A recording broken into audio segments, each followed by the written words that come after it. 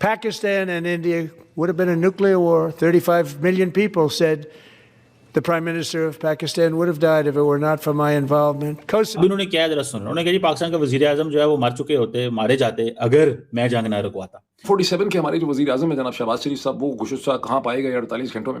शहबाज शरीफ साहब शायद आप में से कुछ लोग सुन चुके हों, वो कतर में थे।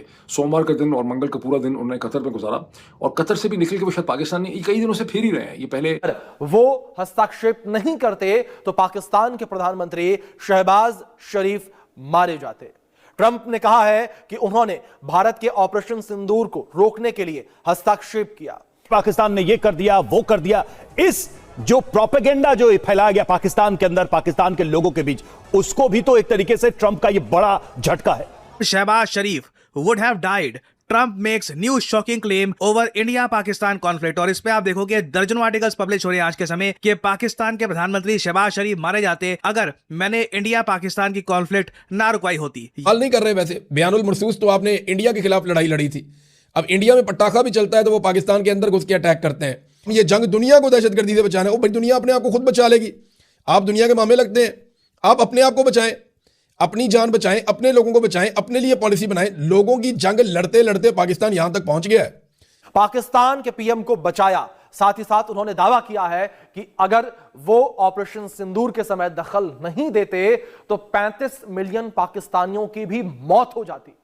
म्यूनिख में थे, मेरा ख्याल है जनेवा में थे, फिर म्यूनिख में थे, फिर लंदन में थे, फिर लंदन से ये वाशिंगटन आए, वाशिंगटन से निकल के लंदन चले गए, लंदन के बाद जैसे कहते हैं यहाँ पे आए, यहाँ पर कतर में, और कतर से निकल के भी पाकिस्तान जाने का इनको बिल्कुल मूड नहीं है। इनकी India Pakistan war big one nuclear war हो जाता। 35 मिलियन लोगों का कहना है कि यदि मैं इंटरवीन नहीं करता तो पाकिस्तान पीएम मर जाते। जी हाँ, Pakistan PM would have died.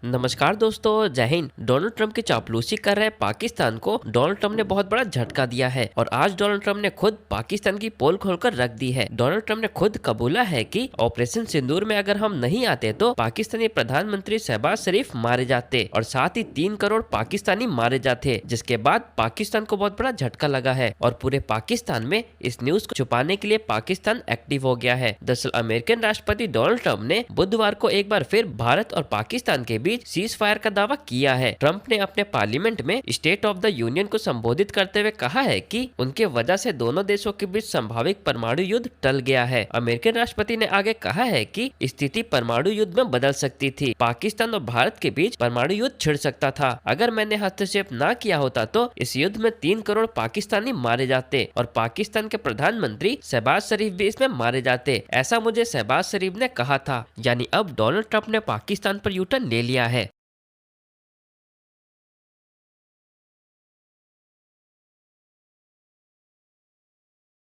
President Trump ने state of the union address किया है और उन्होंने सीधा पाकिस्तान पे जो है ना वो एक बात कर दी है। अच्छा, वो जब से जंग शुरू हुई है इंडिया पाकिस्तान की, रोजाना इंडिया को कहते थे इतने जहाज गिरे, इतने जहाज गिरे, इतने। आज उन्होंने पाकिस्तान की तरफ बात कर दी। पहले उन्होंने कहा था कि पता नहीं कितने मिलियन मैंने बचाए, 10 मिलियन के 15 मिलियन, तो आज उन्होंने कहा जी 35 मिलियन लोग मैंने बचाए।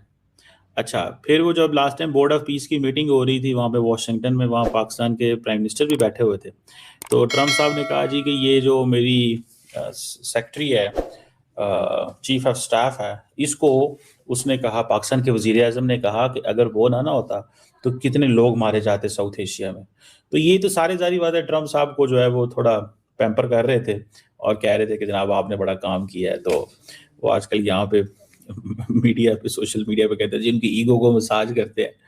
तो इस तरह की बातें जो है वो पाकिस्तान के बारे में चलती हैं। अच्छा, इंडियंस तो इनको सीरियस नहीं लेते, वो कहते हैं जी ये तो हमारे खिलाफ बातें करते हैं। ठीक है, क्योंकि हमारी इनकी डील नहीं हुई और क्योंकि इंडिया ये समझता है कि एक तो इनसे हमारी डील नहीं हुई इकोनॉमिक, दूसरा सैंक्शंस लगा दी, तीसरा जब इंडिया ने और पाकिस्तान की जंग हुई तो उस जंग में इन्होंने, इंडियंस ने माना ही नहीं कि अमेरिका का कोई किरदार था, अमेरिका का कोई किरदार था, तो उन्होंने माना नहीं, जिसकी वजह से वो कहते हैं पायना है जो है ना साढ़ा के खिलाफ है। हमारी तो सीधी ठीक है जी वो हमारे खिलाफ है, तो ये तो हम तो इस पे नहीं जो है ना वो कर रहे हैं। अच्छा, एक तो बात ये होगी।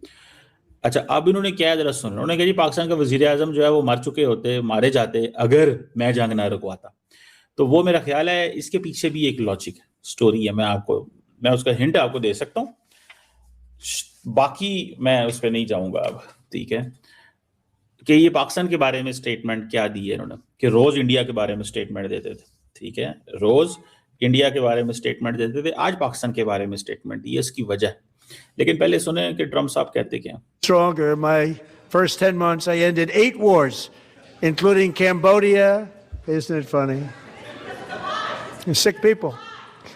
Cambodia and Thailand, Pakistan and India would have been a nuclear war. 35 million people said the Prime Minister of Pakistan would have died if it were not for my involvement. Kosovo and Serbia, Israel and Iran, Egypt. तो वो कहते जी पाकिस्तान के वजीर आजम जो है वो मारे जाते अगर मैं ना होता, ये मेरी वजह से आज वो जिंदा है। तो अब पाकिस्तान ने इतना कहा तो वो समझ रहे हैं ये कि उल्टा तो नहीं समझ गए कि पाकिस्तान ही डर रहा था, ठीक है ना, कि जिससे सीज़फायर हो। हालांकि जो स्टोरी थी, ओरिजिनल स्टोरी जो उस वक्त सारी होती थी, वो तो यही थी ना कि यार वो कहीं ना कहीं पे पाकिस्तान ये इस चीज़ को समझता था कि जी हम तो अमेरिका की इन्वॉल्वमेंट को मानते थे, और हम अमेरिका के किरदार को मानते हैं कि उसने सीज़ फायर कराया। हम ये नहीं कहते कि उसने सीज़ फायर नहीं कराया। इंडियंस क्या कहते थे, वो कहते थे उन्होंने कुछ कहा कि यही नहीं। ट्रम्प साहब उनके फिर पीछे पड़ गए इस चीज़ के, अच्छा ताड़ी ऐसी थी तैसी, तुसी मेरी गल नहीं मानते। कहते हैं कि भाई पाकिस्तान ने हमें दिया क्या है, दे क्या रहा है, ये सवाल है। अच्छा पाकिस्तान में क्या हुआ, उन्होंने कहा जनाब असी फौजी भेजते, असी ऐ भेजता है, असी विक गए हैं, असी फलान हो गए, असी चमकान, ठीक है। पाकिस्तान क्या करता है, पाकिस्तान ने फौजी भी नहीं भेजे, प्लानिंग भी नहीं है अभी ऐसा ऐसी, ठीक है। और वो क्या है, गुस्से में है जी, वो तो जी पाकिस्तान ने यही किया, ठीक है जी। तो ये कुछ चीज़ें हैं। सो मुझे लगता है कि कहीं ना कहीं पे he might be thinking on this, वो यहाँ पे कुछ सोच रहे होंगे ज़रूर कि पाकिस्तान का क्या किरदार है, या पाकिस्तान क्या कर रहा है, या पाकिस्तान की क्या अप्रोच है। कि आप देख लें, मैं ये समझता हूँ कि कैसे चीज़ें जो है वो चलनी है। कि और फिर दूसरा एक और भी डिस्कशन, कहीं ना कहीं पे the people in Pakistan are talking this कि जी on the future of the board of peace. हालांकि हम तो इम्पोर्टेंट पार्टनर हैं अमेरिका के, लेकिन समटाइम्स ये होता है कि जो लीडर्स होते हैं दुनिया में वो सिग्नलिंग करते हैं, तो ये बातें होती हैं पाकिस्तान के अंदर कि ट्रम्प साहब जो हैं वो इंडिया की रोज़ाना क्लास लेते हैं।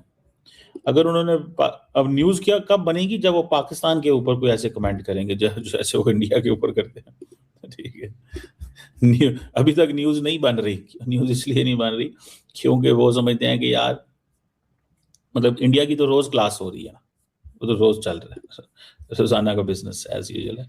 जब पाकिस्तान की होगी तब जाके सिलसिला चलेगा। अमेरिका के सदर डोनाल्ड ट्रंप ने अमेरिका की तारीख का जो सबसे लंबा state of the union address complete किया, 1 घंटा 48 मिनट का, उसमें उन्होंने ईरान के हवाले से जो कमेंट्स किए, उसके बाद अमेरिका और ईरान के दरमियान मुमकिना जंग जो है उसके बारे में हम क्या कह सकते हैं। अमेरिका और ईरान के दरमियान जुमेरात के दिन जिनेवा में जो टॉक्स हो रही हैं उसके बारे में हम क्या कह सकते हैं। इससे पहले 25 से 26 साल पहले प्रेसिडेंट क्लिंटन ने एक तकरीर की थी जिसका इन्होंने रिकॉर्ड जो है वो तोड़ दिया है, और 108 मिनट की ये तकरीर है जो डोनाल्ड ट्रंप ने की। इसमें उन्होंने पहले तो वो बहुत उन्होंने आए बाएं आगे पीछे अपनी तारीफ़ें की कि उनका इकोनॉमिक एजेंडा बड़ा सक्सेसफुल, इमिग्रेशन एजेंडा बड़ा सक्सेसफुल, उन्होंने अमेरिका की तारीख बदल दी है, किसी प्रेसिडेंट ने आज तक इतना काम नहीं किया। उन्होंने एक स्टेज सेट कर दिया है मिड टर्म इलेक्शन जीतने के लिए। 90th मिनट पे 90 मिनट पे उन्होंने ईरान का जिक्र किया और उन्होंने कहा कि एक न्यूक्लियर ईरान जो है, एक जोहरी ईरान जो है, वो किसी भी तरह एक्सेप्टेबल नहीं है, बिकॉज ईरान रोग है, ईरान बदमाश है। 47 के हमारे जो वज़ीर आज़म है जनाब शहबाज शरीफ साहब, वो गुस्सा कहाँ पाए गए 48 घंटों में। शहबाज शरीफ साहब शायद आप में से कुछ लोग सुन चुके हों, वो कतर में थे।